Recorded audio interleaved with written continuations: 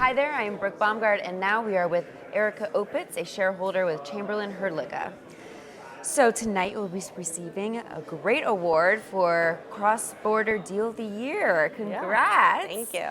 And while awards celebrate results, I'm curious to know the story behind this win that maybe most people don't see.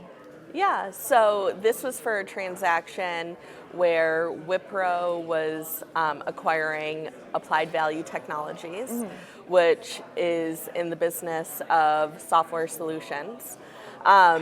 It was a complicated transaction mainly because both companies had the same main customer. So a lot of the purchase price was on the earnout, and because so much of the post-closing revenue was going to be coming from the same customer on both sides of the transaction, we had to figure out a way to really delineate who the business was coming in through and making sure that the legal documents really reflected that to avoid post-closing complications and ensuring that our company, the seller, would be able to get the full amount of the earnout that they were owed. All right. Yeah. And one area of focus at the summit today is cross-border activity.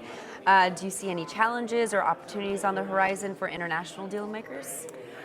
Yeah, we're seeing a lot more cross-border activity right now with our clients and a lot of international companies moving into the U.S. market. One of the things that we've really seen is that there are a lot of immigration concerns right now, as we all know, with the current political climate, as well as international companies coming into the U.S. Have a lot of issues with international tax and the filings. So the international companies, whether they're based in Europe or Asia most of the time, from what we're seeing, are having issues getting their key executives to come over and start to implement the rules that they have with their U.S. companies. So we are finding issues with getting them visas, or if they're over here for too much time, it can end up causing negative consequences where the international company and the domestic company can become subject to taxes in both locations, which could be disastrous, when you're trying to expand your business, but ultimately end up inadvertently having tax residency in both the U.S. and a European or Asian company or countries. So we're really focusing a lot of our attention on that. And then when it comes to the M&A deals, there are a lot of issues when it comes to insurance coverages, filing requirements, and making sure that you have the right counsel in those local jurisdictions that can really help guide you through and make it as seamless as possible. Guide you through a very complicated process. Yes, because obviously the rules are a lot different.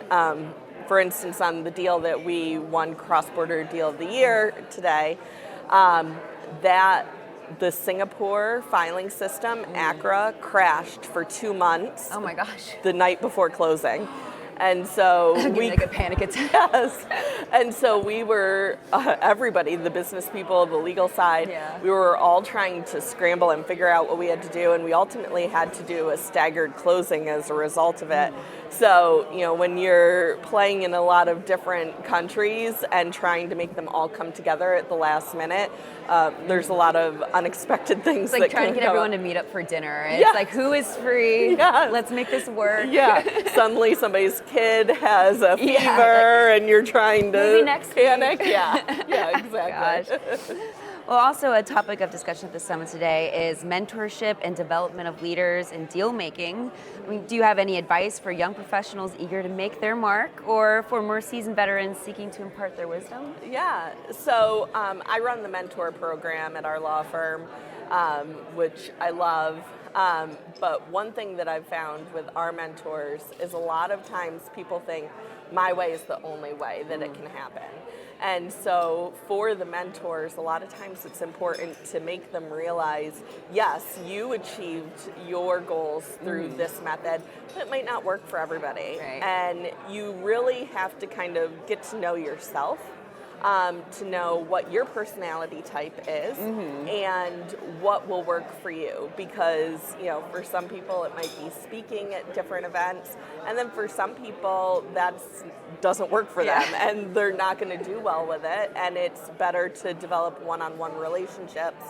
So I think the most important thing is just determining what works for me, what am I most comfortable with, because if you're not comfortable, the people you're talking to can sense that, and it puts a level of, you know, already unease in their mind. So when the most important thing in this business, I think, is developing trust.